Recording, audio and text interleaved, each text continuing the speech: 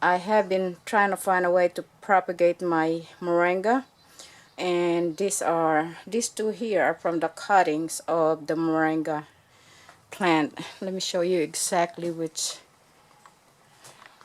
So we intend to keep this moringa in the greenhouse low, no more than 3 to 4 feet tall. We're gonna be cutting that back, cutting that back down, making use of the leaves. We will eventually be dehydrating some.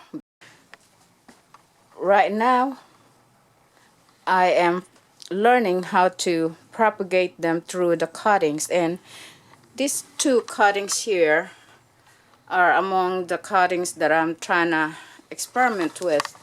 So far, this one seems to be the most successful looking one, and it's gotten to the point where I guess it's a little too big for this little corner here. So I'm gonna transfer them on their own container, considering first that it is successfully rooting underneath the soil, so it's really not easy to. Oh, there's some more little tiny potatoes. So I'm going to carefully dig in there just to see what it looks like, if there's any root taking place, because I noticed that when I first tried, it did grow some foliage, but then the root seems to take a long time to come out, and eventually I had to let it go because the root never came out. Oh yes, there you go. I guess, okay, you pardon me. I'm gonna have to be very careful with this, get my pitchfork so that I don't damage the root too much. So I'm actually, I could say that I actually was able to propagate the moringa through the cuttings. And let me get this pulled out of here carefully, and I'll let you see how it looks.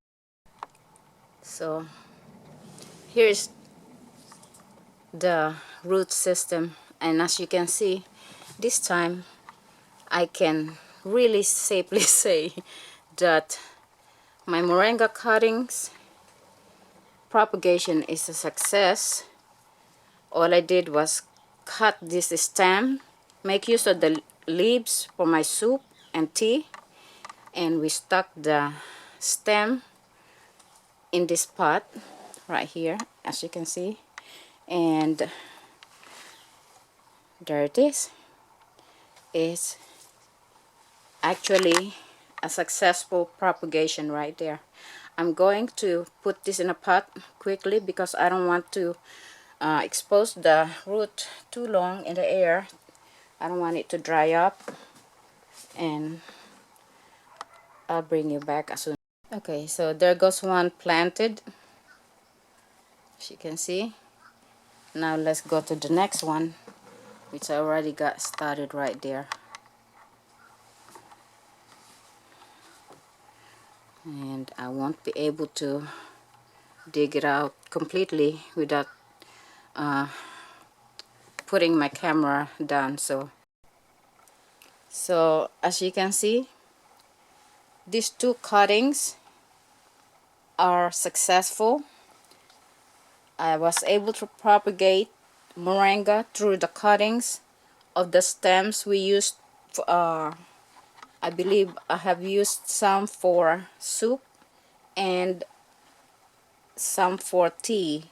And the stem, after we strip it of all the leaves, I just stuck them on in the soil, and as I showed you, it's it has a very good root system, both of them.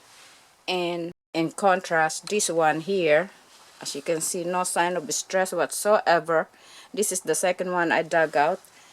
What I did different with this one is, the minute I dug it out, I have this pot ready with soil, and I positioned the moringa in there right away and started replacing or covering it with soil and watering it right away. So that's one of the things to remember when you're transplanting any plant at all.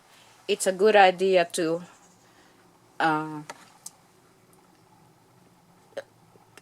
prevent it from being exposed to the air and sunlight for too long. Otherwise, you will see this kind of result right here. Somewhat droopy and unhappy,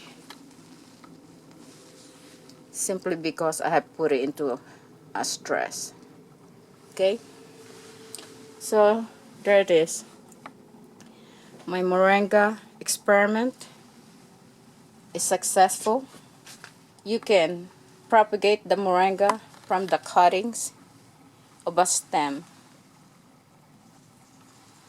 And one thing to remember is you might not be successful at first, but you just keep on trying. Stick whatever stem you have, stick them in the soil, and you'll find that one or two of them will take root, and you got yourself a moringa propagated from stem cuttings.